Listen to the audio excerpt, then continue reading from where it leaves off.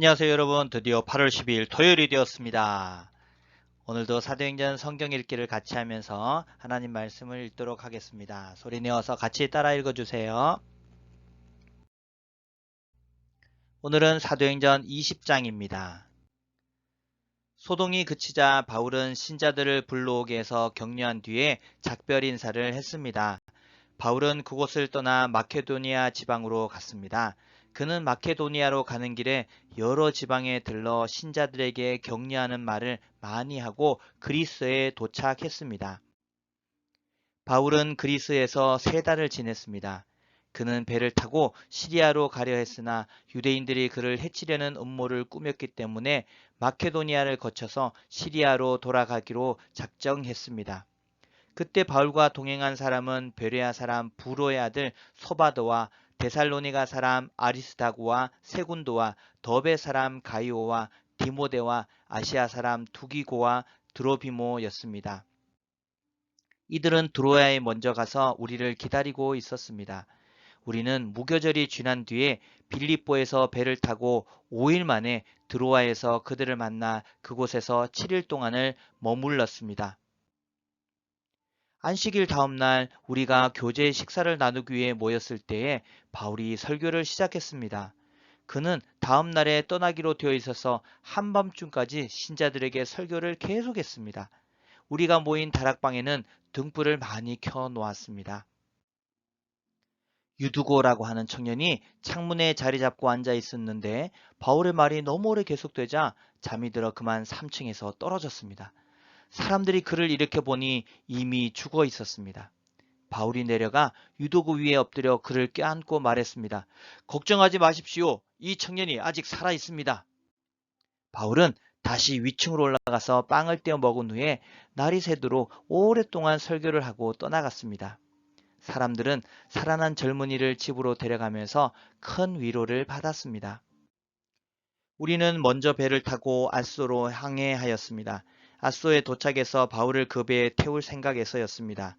이런 계획을 세운 것은 바울이 걸어서 아소까지 가겠다고 했기 때문입니다. 우리는 아소에서 바울을 만나서 그를 배에 태워 미둘레네로 갔습니다. 이튿날에는 미둘레네를 떠나 기호에서 가까운 곳에 이르렀고 다음 날 사모로 건너갔다가 그 다음 날 밀레도에 도착했습니다. 바울은 아시아 지방에서 너무 오랜 시간을 보내지 않으려고 에베소를 들르지 않고 지나가려고 했습니다. 그는 가능하다면 오순절 안에 예루살렘에 도착하려고 서둘렀습니다. 바울이 밀레도에서 에베소로 사람을 보내어 교회 장로들을 불렀습니다. 장로들이 오자 바울은 그들에게 이렇게 말했습니다. 내가 아시아에 온 첫날부터 여러분과 함께 지내면서 어떻게 생활해 왔는지 여러분들은 잘 아실 겁니다. 그동안 나는 유대인들이 지어낸 모함으로 몹시 고통을 당했습니다. 그러나 나는 언제나 겸손히 때로는 눈물을 흘리며 주님을 섬겼습니다. 나는 여러분에게 유익이 되는 것이라면 무엇이든 주저하지 않고 전파하였습니다. 나는 그것을 공중 앞에서나 여러분의 집에서 여러분을 가르쳤습니다. 유대인들과 그리스인들 모두에게 회개하고 하나님께 돌아올 것과 우리 주 예수님을 믿으라고 선포했습니다. 그러나 이제 나는 성령의 명령을 따라 예루살렘으로 갑니다. 그곳에서 내게 무슨 일이 닥칠지 나는 알지 못합니다. 다만 내가 아는 것은 어느 도시에 가든지 감옥과 환란이 나를 기다리고 있다고 성령께서 내게 경고해 주셨다는 사실뿐입니다. 그러나 나는 내 목숨을 아깝게 생각하지 않습니다. 예수님께로부터 받은 사명, 곧 사람들에게 하나님의 은혜의 복음을 전하는 일을 다 마칠 수만 있다면 말입니다. 나는 여러분과 함께 있는 동안 줄곧 하나님의 나라를 전했습니다. 이제 나의 설교를 들으신 여러분 중에는 나의 얼굴을 다시 볼 수 있는 사람이 아무도 없으리라는 것을 나는 압니다. 그러므로 오늘 여러분에게 엄숙히 선언합니다. 여러분 가운데 설령 누군가 구원받지 못하는 사람이 있다고 하더라도 내게는 책임이 없습니다. 그것은 내가 주저하지 않고 하나님의 모든 뜻을 여러분에게 전해주었기 때문입니다. 여러분은 자신들과 모든 맡겨진 양떼를 잘 살피고 그들을 잘 돌보십시오.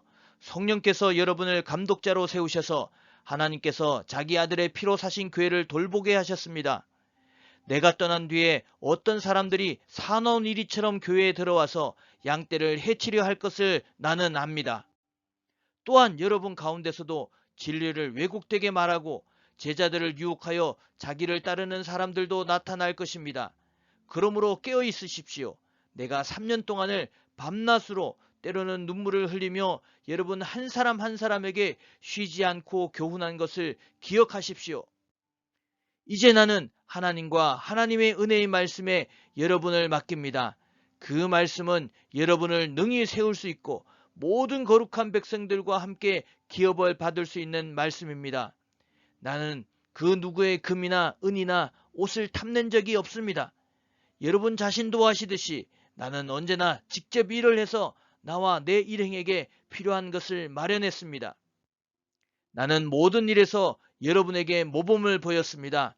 여러분은 저처럼 열심히 일해서 약한 사람을 도와야 합니다. 또한 주는 것이 받는 것보다 복이 있다고 하신 주 예수님의 말씀을 기억해야 합니다. 바울은 이 말을 마친 뒤에 무릎을 꿇고 모든 사람들과 함께 기도했습니다. 그들은 다 바울을 껴안고 작별의 입맞춤을 하면서 울었습니다. 특히 그들은 다시는 자기를 보지 못하리라는 바울의 말을 듣고 슬퍼하였습니다. 그리고 그들은 배 타는 곳까지 바울을 배웅했습니다.